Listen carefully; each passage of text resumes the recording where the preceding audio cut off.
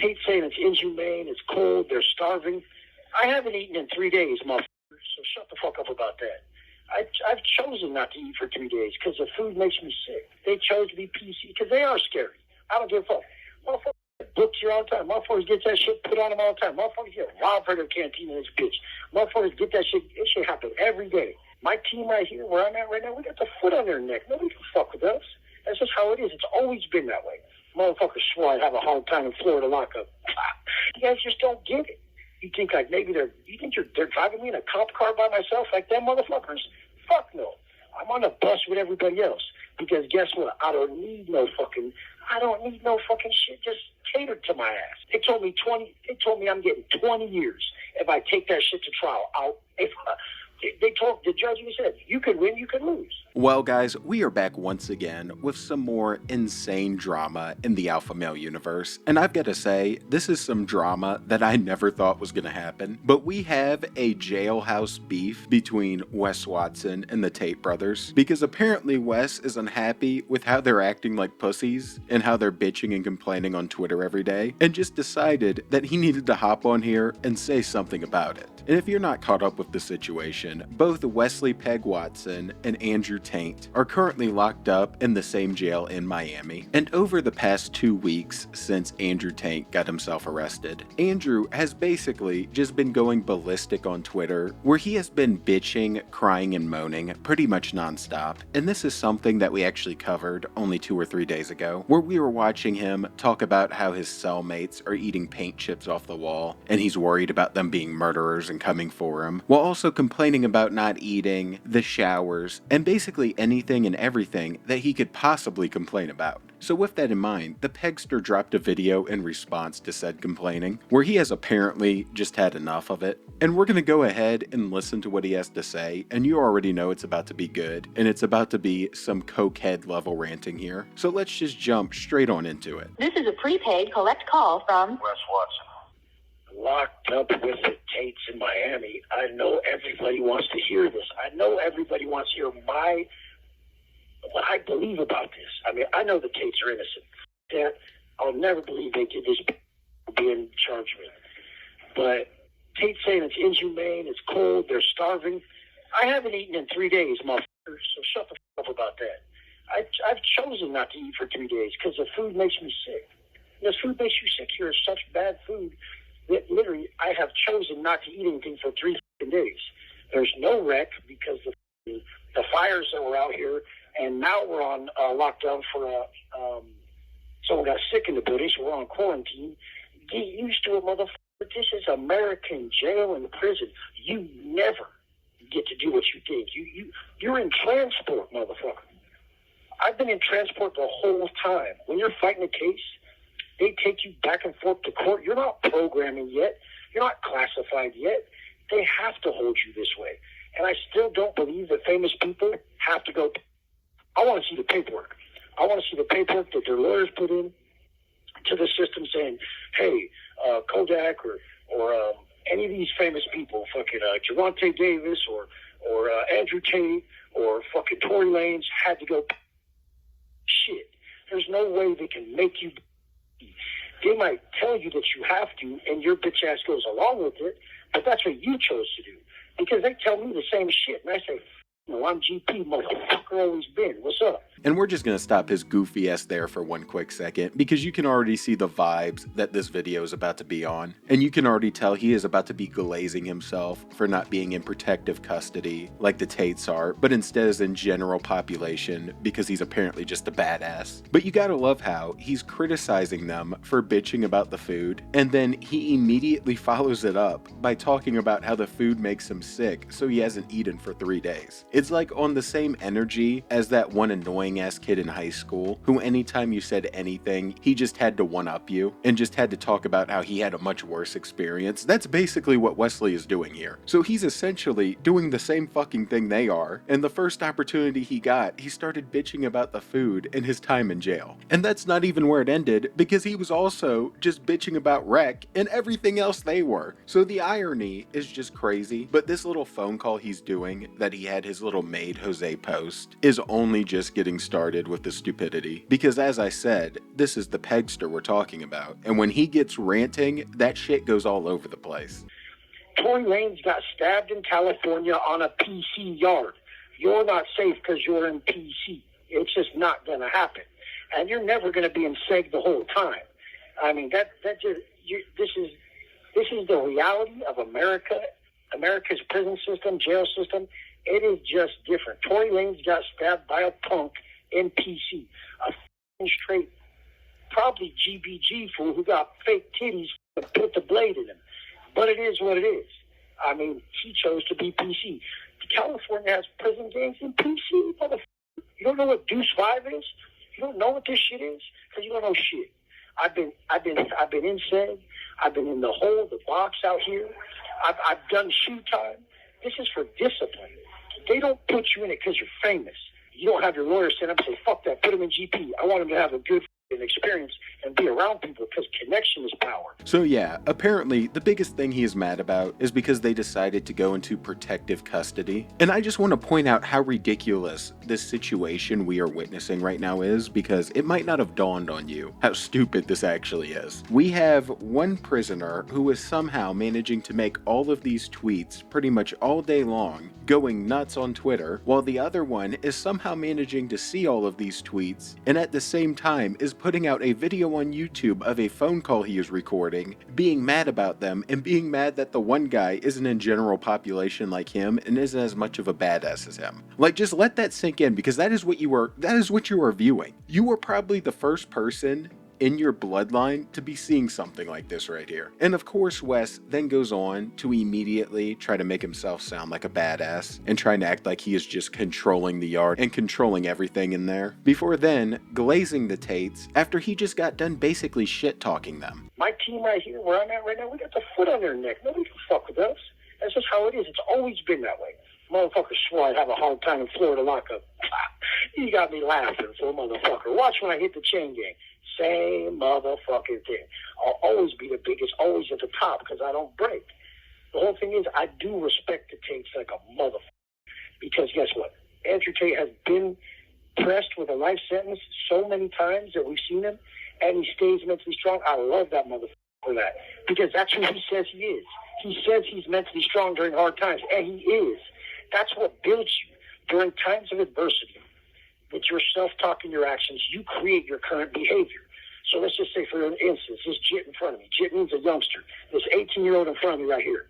He has not said one word. He just laid on his rack. It looks like he's seen a ghost the whole time. Because during hard times, that's who he chooses to be. And then you see someone like me. During hard times, I do burpees. I fight. I make it harder on myself. I haven't even eaten. Because when you're hungry, you fight. When you withhold, you're stronger. Strength is built through restraint, bitch. What do you think this is? Stress management is a ceiling to your potential, motherfucker. And that's why this 18-year-old shelled up. That's why most of you motherfuckers, when hard times come, that becomes your behavior. That becomes your personality almost.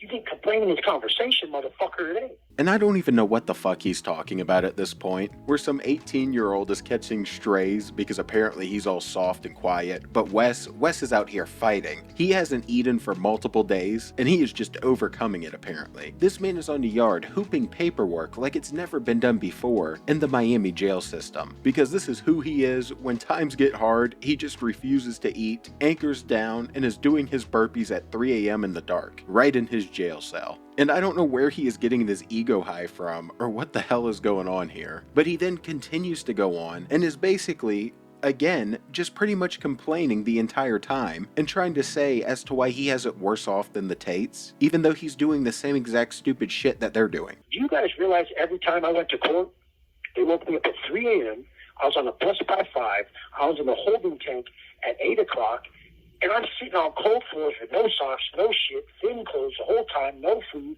by myself. And I'm doing it, and I'm sitting there at 9 o'clock. Everyone else goes into the courtroom at 9 o'clock. But since I got motions and shit, since I'm running motions and shit, my shit's at 2:30, homeboy. So they go in the courtroom at 9 o'clock. They leave on the bus at 11.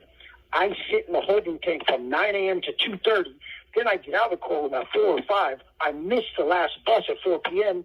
I get on the 7:30 bus. The 7:30 bus brings me to TGK. I sit at TGK for an hour to 2 hours. Then I'm brought to Metro West when they do their drop-off. You guys don't know what it takes for me to get in that courtroom as a fucking prisoner who's fighting a fucking PBL? You guys just don't get it.